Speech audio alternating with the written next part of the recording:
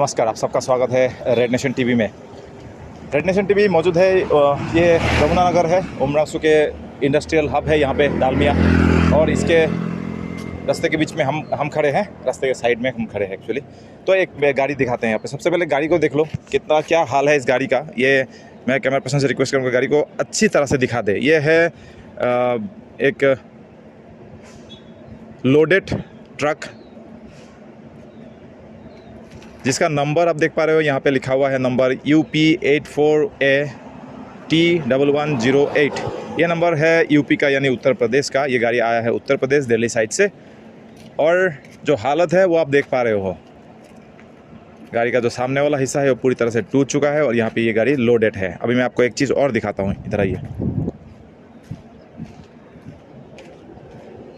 ये आप सामने देख पा रहे हो, ये है डालमिया का गेट, और ये गेट के सामने ये गाड़ी पार्क किया हुआ है, जो कि पार्किंग का पहले जब बात तो ये है कि पार्किंग का जगह भी नहीं है। ये रास्ता है, रास्ते को ऑलमोस्ट इस गाड़ी ने भी ब्लॉक करके रखा हुआ है। तो अब हम यहाँ पे बताना चाहेंगे आपको, ये जो डालमिया है, डालमिया के ये किसी कंपनी के, कॉन्सर्न कंपनी का ये यहाँ पे सामान है। जो ड्राइवर्स थे उनके मुताबिक यहाँ पे प्लाईवुड लाया गया है, शायद कंस्ट्रक्शन के लिए जो यूज़ होता है वो वाला प्लाईवुड यहाँ पे इस गाड़ी में भर्ती होगा। तो बात ये है कि डालमिया के अंदर ये आया है, और डालमिया के अंदर आके यहाँ पे रुका हुआ है गाड़ी।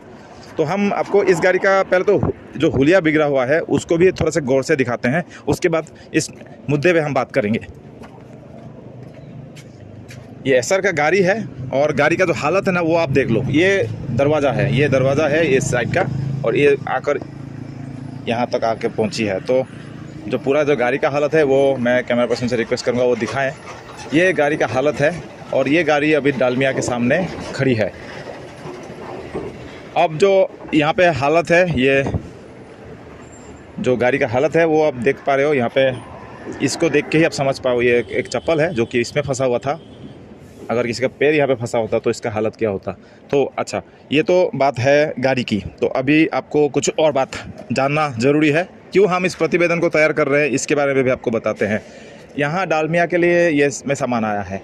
मुद्दा ये है कि ये जो एक्सीडेंट है वो कहाँ हुई थी, ये सबसे बड़ी बात है। आपके जहन में भी यही आया होगा, ये एक्सीडेंट हुआ कहाँ था। इतना बड़ा एक्सीडेंट है और ये गाड़ी फिर भी चलते हुए यहाँ पे कैसे पहुँची।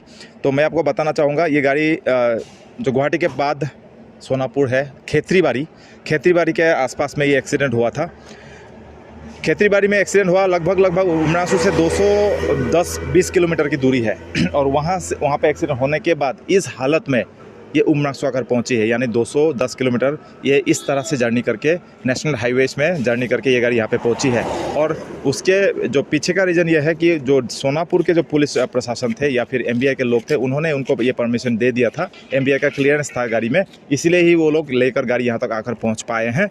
अदरवाइज़ ये गाड़ी को किसी भी हाल में यहाँ तक लाना बहुत मुश्किल बात है, मुश्किल वाला टास्क था। लेकिन जो प्रशासन है उन्होंने इसका क्लियरेंस देने के वजह से, ये कहना है जो गाड़ी चालक है उनका।